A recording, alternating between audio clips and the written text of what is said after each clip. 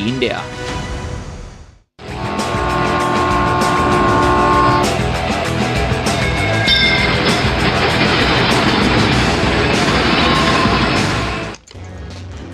नमस्कार, स्वागत है आप सभी का डीडी न्यूज के इस खास बुलेटिन एक्सप्रेस 100 में, जहां हम आपके लेकर आते हैं राजनीति, मनोरंजन, देश दुनिया, खेल और व्यापार जगत की सभी बड़ी खबरों को एक्सप्रेस यानी फटाफट अंदाज में। मैं हूं आंचल गुलाटी गुम्बर। देखते हैं खबरों को तेज रफ्तार के साथ। लोकसभा चुनाव के पहले चरण के लिए प्रचार जोरों पर। प्रधानमंत्री आज बिहार के नवादा में करेंगे जनसभा। प्रधानमंत्री दोपहर बाद पश्चिम बंगाल के जलपाईगुड़ी में चुनावी रैली करेंगे। भाजपा उम्मीदवार जयंत रॉय के समर्थन में करेंगे प्रचार। प्रधानमंत्री आज मध्य प्रदेश में जबलपुर में रोड शो के साथ राज्य में अपने चुनाव प्रचार का आगाज करेंगे। शहीद भगत सिंह चौराहे से आदि शंकराचार्य चौराहे तक होगा रोड शो। प्रधानमंत्री ने कल गाजियाबाद में किया रोड शो। बड़ी संख्या में लोगों ने प्रधानमंत्री का किया जोरदार स्वागत। यूपी सीएम योगी आदित्यनाथ भी रहे मौजूद। प्रधानमंत्री मोदी ने सोशल मीडिया एक्स पर गाजियाबाद की जनता का किया धन्यवाद। कहा, आज का दिन खास था। भाजपा अध्यक्ष जेपी नड्डा की तमिलनाडु में धुआंधार जनसभाएं। कडलौर, कारू, विरुद्धनगर में करेंगे जनसभाएं। तिरुचिरापल्ली में करेंगे रोड शो। रक्षा मंत्री और वरिष्ठ भाजपा नेता राजनाथ सिंह आज राजस्थान के पिलानी में करेंगे जनसभा। पार्टी प्रत्याशी शुभकरण चौधरी के लिए मांगेंगे वोट। उत्तर प्रदेश के मुख्यमंत्री और भाजपा नेता योगी आदित्यनाथ राजस्थान के भरतपुर, सीकर और दौसा में करेंगे जनसभाएं।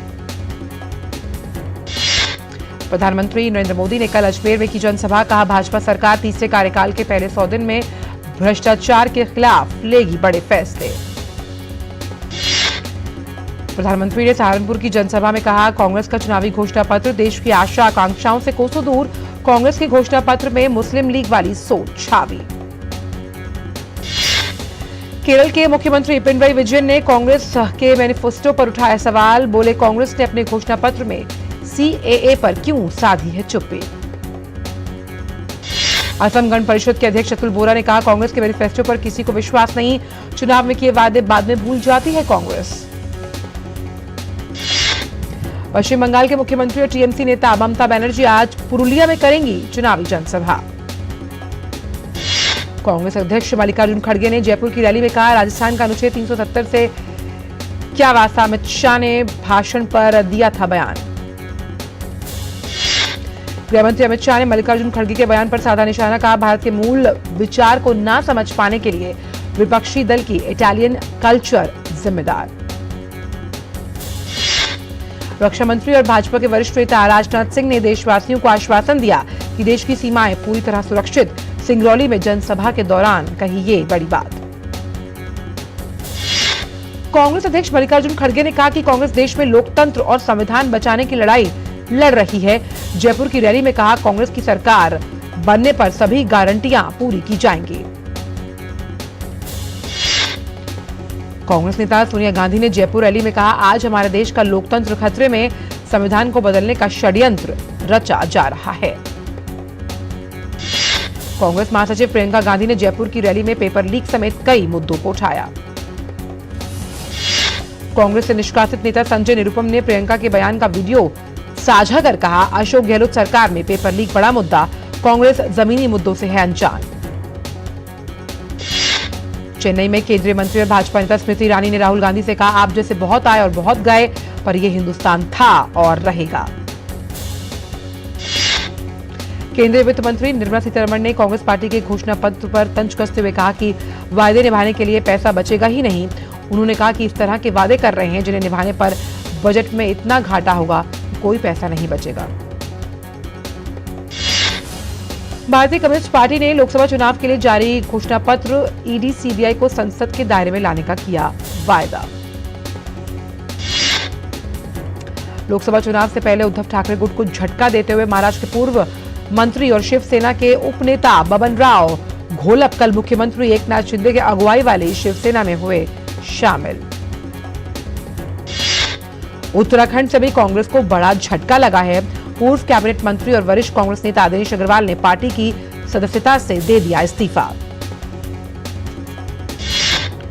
निर्वाचन आयोग ने समाचार पत्रों से कहा कि वह लोगों को गुमराह करने के लिए समाचार सुर्खियों के रूप में राजनीतिक विज्ञापन देने में सावधानी बरतें। आयोग ने कहा कि किसी विशेष पार्टी की जीत का अनुमान लगाने वाले विज्ञापनों पर स्पष्ट पाबंदी होनी चाहिए।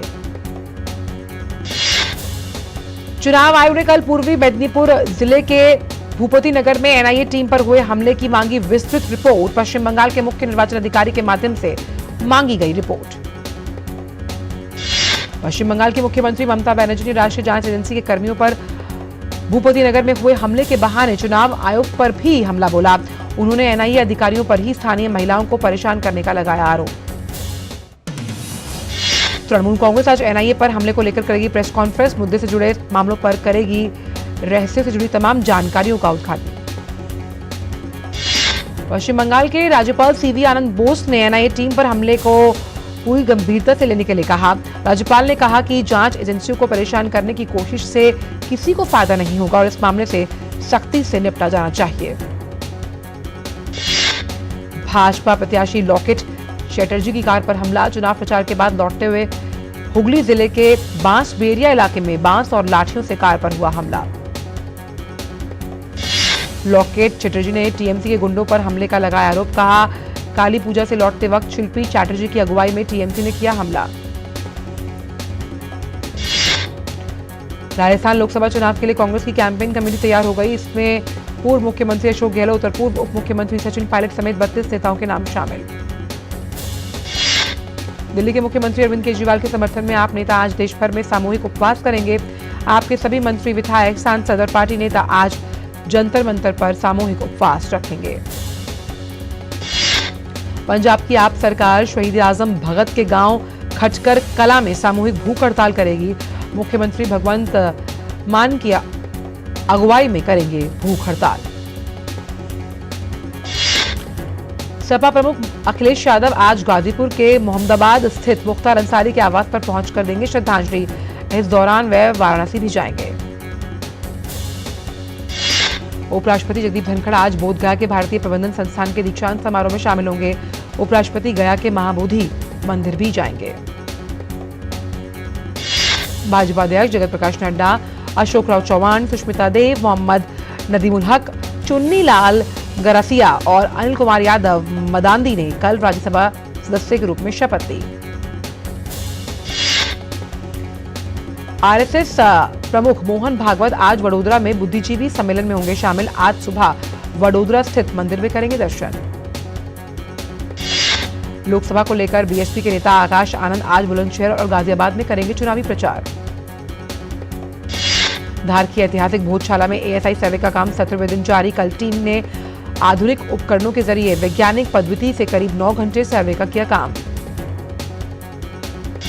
लाओस में अवैध काम में फंसे 17 भारतीय लौट रहे हैं। स्वदेश विदेश मंत्री डॉक्टर एस जयशंकर ने अधिकारियों का जताया आभार। केरल के कन्नूर विस्फोट मामले में 4 गिरफ्तार। माकपा कार्यकर्ता से जुड़े सभी आरोपी, पुलिस ने किया दावा। मध्य प्रदेश के अनूपपुर में विशाखापट्टनम अमृतसर हीराकुंड एक्सप्रेस ट्रेन के कई डिब्बे टूटे। हादसा तब हुआ जब एक तेज रफ्तार कार बंद रेलवे क्रॉसिंग को तोड़ते हुए ट्रेन से टकराई। जम्मू कश्मीर के किश्तवाड़ में आज फिर आया भूकंप। रिक्टर स्केल पर 3.5 मापी गई तीव्रता। अंडमान निकोबार में बीती रात महसूस किए गए भूकंप के झटके 4.3 की तीव्रता से काफी धरती। बेंगलुरु के हुस्कर में मधुरम्मा देवी यात्रा उत्सव में गिरा मंदिर का रथ। घटना में किसी के घायल होने की सूचना नहीं। अरविंद केजरीवाल से जेल में मिलने वालों की लिस्ट में भगवंत नाम का नाम शामिल। अगले हफ्ते होनी है मुलाकात। भाजपा के राष्ट्रीय प्रवक्ता सैयद शाहनवाज हुसैन ने कांग्रेस और राजद पर हमला बोलते हुए कहा कि प्रधानमंत्री मोदी के नवादा दौरे से विपक्ष के लोग घबराए हुए हैं। गृहमंत्री अमित शाह ने विश्व स्वास्थ्य दिवस की दी शुभकामनाएं। कहा हम सब मिलकर बीमारियों के संकट से लड़ने का संकल्प ले और उन सभी स्वास्थ्य पेशेवरों को धन्यवाद दें जिन्होंने इस लड़ाई में महत्वपूर्ण भूमिका निभाई। वक्त एक छोटे से ब्रेक का।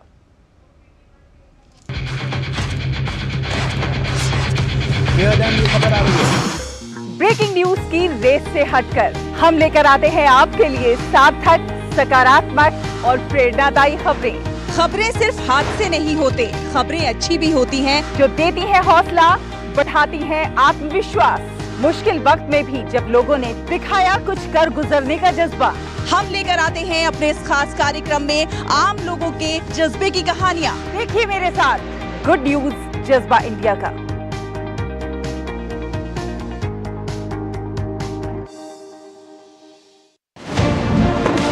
दुनिया की बिसात, शहमात का खेल, वैश्विक कूटनीति, सियासी तालमेल, उभरती नई विश्व व्यवस्था, पर्यावरण, अर्थव्यवस्था, ग्लोबल वार्मिंग ही नहीं, ग्लोबल वार्मिंग भी। जंग का जुनून हो या शांति की पहल, सभी वैश्विक हलचल, खबर जो करे खबरदार, देश देशांतर से जिसका सरोकार, बात दुनिया जहान की, खबर दुनिया की।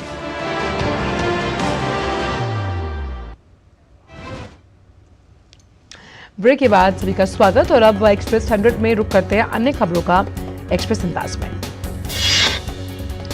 मार्च में यूनिफाइड पेमेंट्स इंटरफेस के जरिए ट्रांजैक्शन का नया रिकॉर्ड बना। इस दौरान 1344 करोड़ ट्रांजैक्शन के जरिए 19.78 लाख करोड़ रुपए का लेन देन किया गया है।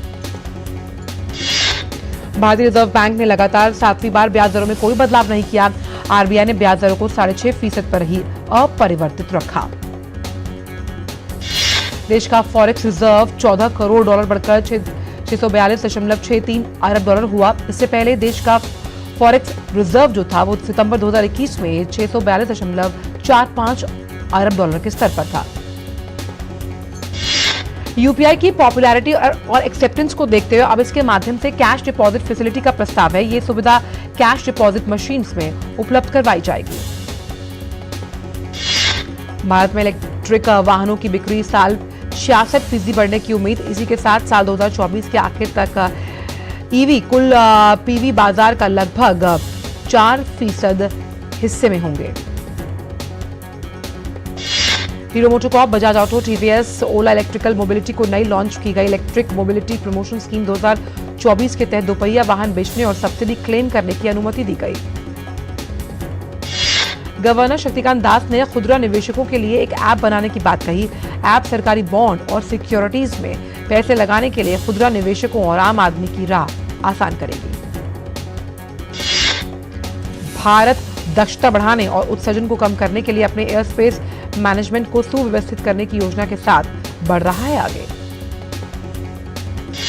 भारतीय एक्सपोर्टर्स ने साल 2023 में यूरोपीय और लैटिन अमेरिकन देशों की निर्यात में अच्छी वृद्धि दर्ज की। इस दौरान रोमानिया, ऑस्ट्रिया, ग्वाटेमाला में खासतौर से भारतीय उत्पादों की मांग में काफी इजाफा देखने को मिला।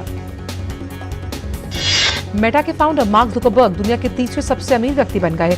जुकरबर्ग ने टेस्ला के मालिक एलन मस्क को पीछे छोड़कर 2020 के बाद पहली बार ये स्थान हासिल किया है। वर्ष 2022-23 के दौरान सिंगापुर और भारत के बीच का द्विपक्षीय व्यापार 35.6 अरब अमेरिकी डॉलर दर्ज किया गया। दोनों देशों के बीच का यह व्यापारिक आंकड़ा सालाना आधार पर 18.2% अधिक है। डिज्नी प्लस बहुत जल्द लॉगिन पासवर्ड शेयरिंग के ऑप्शन पर बैन लगाने की तैयारी में। कंपनी के सीईओ ने यह कहा कि कंपनी इसी साल जून से इस दिशा में काम करना शुरू करेगी। दिल्ली मेट्रो रेल कॉर्पोरेशन ने 60 से अधिक स्टेशन की से ब्रांडिंग प्रतिष्ठित कॉर्पोरेट पीएसयूज मीडिया कंपनीज के साथ की है। एक आधिकारिक बयान में डीएमआरसी ने दी जानकारी। एसबीआई ने स्पेशल एफडी योजना अमृत कलश में निवेश करने का समय बढ़ा दिया। अब ग्राहकों के पास एसबीआई की इस योजना में निवेश करने के लिए 30 सितंबर 2024 तक का समय।